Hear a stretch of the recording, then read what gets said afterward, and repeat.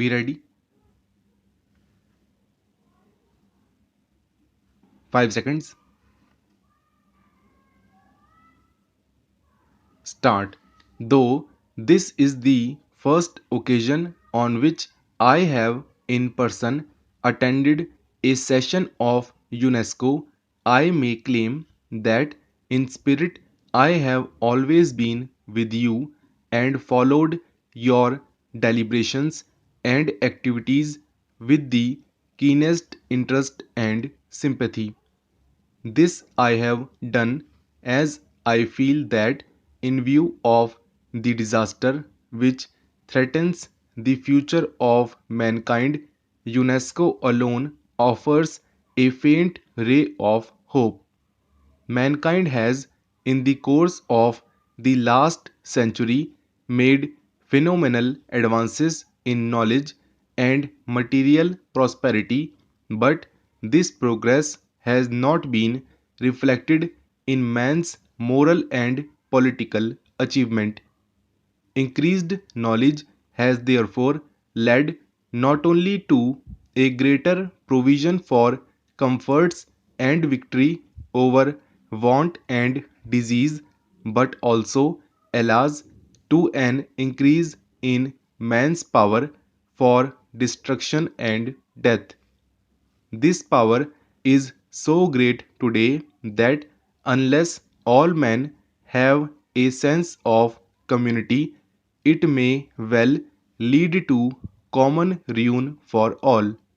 It is only through a re education of men that we can create that sense of psychological unity and common citizenship which the technological unity achieved by the advance of modern science requires of man. This is the reason why in 1949, when the Indian National Commission for Cooperation with UNESCO was founded, I placed such great emphasis on the importance of UNESCO's work. I pointed out with regret that while the United Nations were founded for the achievement of peace and unity, the result had in fact been the division of the world into two warring camps. It is true that some progress has been achieved here in place of a multitude of nations, each struggling on its own. The United Nations present a picture of two solid blocks array one against the other. Nevertheless, to any man who looks forward to cooperation and friendship among nations, this picture can bring no message of hope. It seems that the only hope lies in UNESCO, which asks to achieve unity in the field of education, science, and culture, even among those who are politically divided.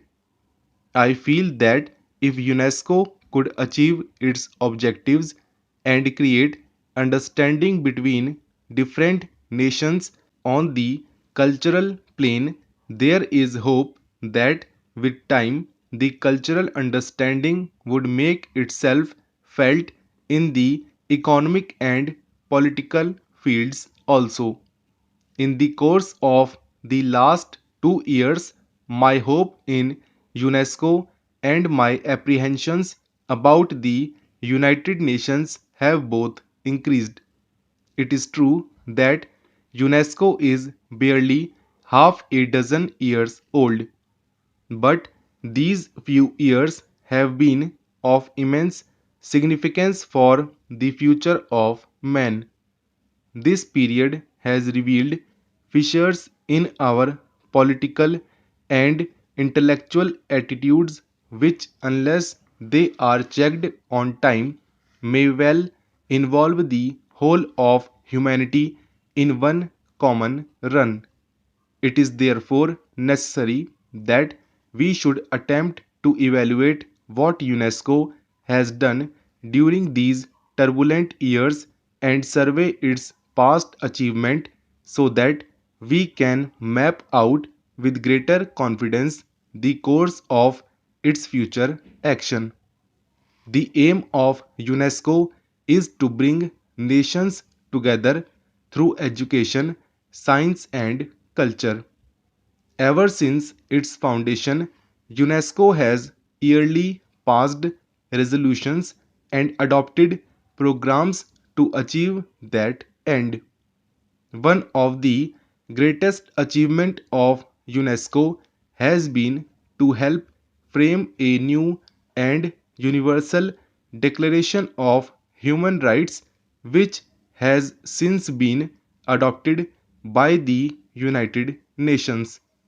Similarly, in the field of technical assistance to underdeveloped countries and the restoration of educational and cultural facilities in the war devastated countries and in the exchange of persons and ideas between different nations, considerable progress has been achieved. Even more important is the project which UNESCO seeks to adopt for the provisions of fundamental education to immense areas of the world as yet without adequate facilities. It is sad reflection on our civilization that almost three-fourths of the adult population of the world are still unlettered. Literacy and ignorance directly contradict all our professions for the rights of men and constitute a threat to universal democracy, peace, and progress. I should like to congratulate UNESCO upon its realization that it is only by improving the human material through education in the less fortunate areas of the world that prospects of world peace can be secured. While no one can for a moment question the program of UNESCO in these fields, I feel sure that you, Mr. President, and you, Mr. Director General, will agree with me that UNESCO cannot succeed in its objectives so long as the fear of war and destruction cripple the creative energies of men. Unless this threat can be averted, all our efforts to advance education, science, and culture seem a mockery. If the world is to be saved from disaster, we must, as intelligent men and women, decide what steps UNESCO can take to avoid the threat of war.